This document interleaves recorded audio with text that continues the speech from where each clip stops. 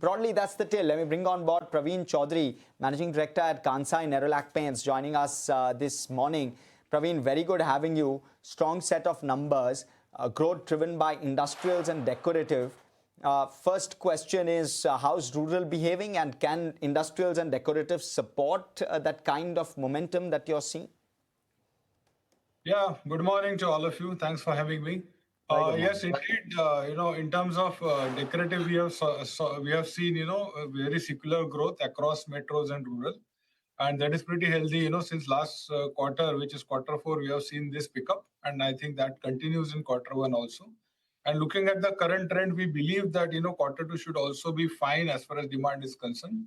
Obviously, subject to the geopolitical and raw material movements. I mean, if that happens, then there might be temporary blip, but otherwise, I think momentum is pretty good as far as decorative is concerned. Likewise, industrial also, I think everyone must have seen in July, I think there has been a pretty good sale number which got reported, which also means that channel inventory as far as auto is concerned is going down, and that I think augurs well from production point of view. So all in all, I would say both auto, non-auto, industrial business as well as decorative, I think there should be good momentum going forward as well.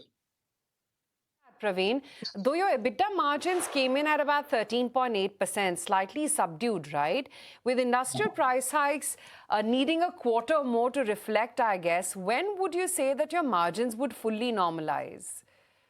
Yeah, you're right. I think in industrial, there is always a lag, though we get that effective April, but obviously negotiation takes slightly longer, unlike decorative where we announce and price increase is taken.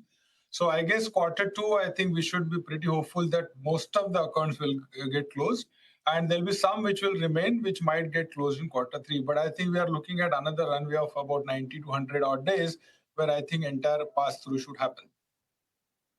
Confident of hitting your 14% plus midterm target on margins? Yeah, I think we have always maintained 13 to 14, and always our endeavor to reach 14 as soon as possible. But this event which happens, which impacts industrial obviously more with solvent prices and crude derivatives going up. So if we're in a steady state, I guess we should be better positioned looking at our overall cost optimization, formula optimization initiatives are concerned. I think that all put together with good growth, I think we should be there.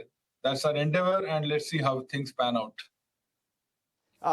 Pravin, I'm curious to understand. Of course, raw material pricing has been the challenge, while the goal is to get to that 13 to 14% margin number. I'm just trying to understand how FY27 evolves, and it's a difficult environment, of course, fully understand that. But more price hikes in the offing, required, not required from your side? What's the take? Yeah, so as far as decorative is concerned, entire price through has not happened. There's something which still remains, and we are holding on. We're looking at, how geopolitical situation evolves. In June, we did saw some kind of deflation coming through. Prices did dip, but again, from July, again, there was some upward movement, and now again, it is, kind of volatile. So it remains to be seen how it develops. I mean, if there is some trend which continues, and if you hold on to this level, I don't rule out another small bit of price hike around which is coming through. Interesting. But your decorative volumes were low single digit versus high single digit value growth, right? How much of that gap would you say, Pravin, is pure premiumization versus perhaps consumers simply buying less? Yeah. So I think in our case, economy is something we definitely, curtailed because of intense competition, which is not letting it down. I mean, it's absolutely very, very high intensity, especially on the economy segment. Premium, where Nerolac brand is recognized in major towns, there obviously we could do well. So it's very difficult to quantify because it's a very complex mix depending on the individual company. So very difficult to put at town and product mix level. But largely, our premium growth has been in high double digit. I think that's enough to say, that our journey in terms of premiumizing and developing a margin story, I think, is intact. And I believe that is where we'll be really focusing on.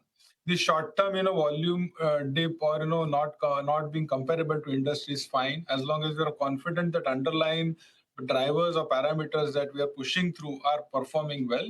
I'm confident that, growth will return in few quarters for us also. And with regard to market share, are you reasonably confident? Really, the big concern is that Do you believe that, are you reasonably confident of maintaining and growing that part of the pie? Yeah, I think last couple of years we did had a challenge as far as deco is concerned. So that is where a lot of work has happened over last year or so. I'm confident that in few quarters that also will start gaining momentum, and I think we should first restore our market share and then obviously looking at the growth story. As far as industrial is concerned, we lead there, and with that market share also we are growing our market share in all the auto and non-auto, which is powder coating and other high performance coating segment.